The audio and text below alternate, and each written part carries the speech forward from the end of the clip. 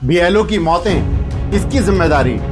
आज यूपी के गांव, कस्बों, शहरों में एक ही डर फैल रहा है, कहीं अगला नंबर मेरा ना हो जाए। भी सर्वे में भी, सरकारी योजनाओं में भी, और अब एसआईआर का बोझ डालकर सरकार उनकी सांसें भी छीन रही है। आदाब, मैं आगा खुर्शीद खान।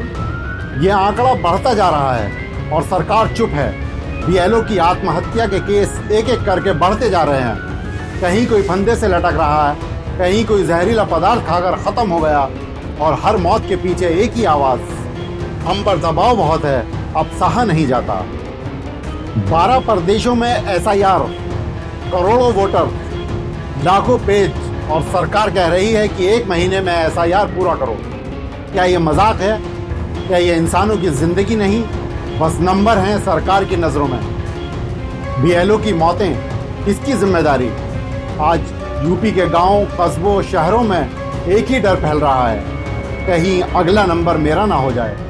बीएलओ घर घर दौड़ रहे हैं, दस्तावेज इकट्ठा कर रहे हैं, फिर से जांच कर रहे हैं, डेटा भर रहे हैं, वो भी तब जब सरकार ने डेडलाइन ऐसी रख दी जो असंभव है। बीएलओ कहते हैं इतने कम समय में एसआईआर नहीं हो सकता, लेकिन सरकार सुनने को तैयार नहीं, और दबाव इतना कि कई लोग टूट गए और अपनी जान दे दी। एसआईआर जल्दी क्यों चाहिए? यह एसआईआर है क्या? स्पेशल इंटेंसिव रिवीजन, मतदाता सूची की दोबारा जांच जरूरी है, करना चाहिए, लेकिन कम समय में करने की जिद क्यों? क्या सरकार को डर है कि अगर वक्त दिया तो असली आंकड़े सामने आ जाएंगे?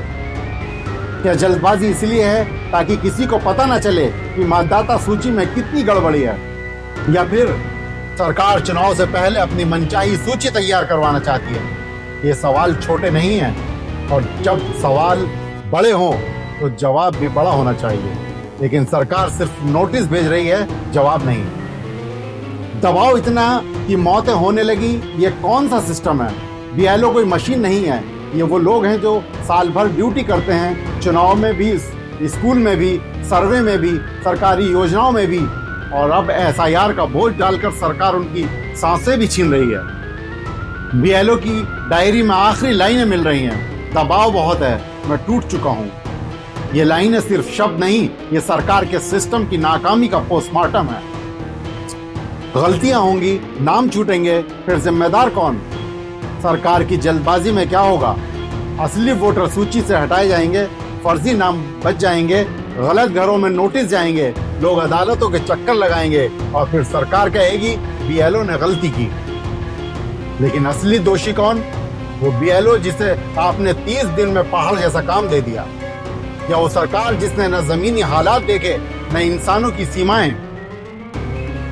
मौतों पर राजनीति, संवेदनशीलता कहीं गुम, जिनके घर में बीएलओ की लाश पहुंच रही है, वहां क्या माहौल होता हो? एक जवान शिक्षक, एक पिता, एक बेटा, एक कमाने वाला हाथ सरकारी दबाव से मर जाता है, और सरकार की प्रतिक्रिया, हम जांच कर रहे हैं। कौन सी जांच? कितनी मौतें चाहिए ताकि सरकार समझे कि यह एसआईआर नहीं, एक सिस्टमैटिक टॉर्चर है? सरकार से सीधा सवाल, क्या यूपी में एसआईआर 1 महीने में करना संभव है? इतनी जल्दबाजी किसके आदेश पर है? हर बीएलओ की मौत का अपराधी कौन है? क्या सरकार इस दबाव का लिखित आदेश दिखाएगी? क्या सरकार एसआईआर को रोककर नया मानवीय टाइमलाइन देगी? ये सवाल देश पूछ रहा है, लाखों परिवार पूछ रहे हैं, लेकिन सरकार चुप है। आखिर जनता कब जागेगी? बीएलओ मर रहे हैं, मतदाता भी परेशान हैं, सरकारी कर्मचारी टूट रहे हैं, और जनता स्क्रीन पर यह सब सिर्फ खबर की तरह देख रही है। लेकिन याद रखिए, मतदाता सूची गलत बनी तो नुकसान आपका होगा, आपकी आवाज दबेगी, आपका वोट कटेगा। ये एसआईआर नहीं, ये सरकार द्वारा थोपे गए आदेशों की जल्दबाजी वाली प्रयोगशाला है। यहां इंसान मरा जा रहा है और सिस्टम कह रहा है अगला काम कब तक कर लोगे।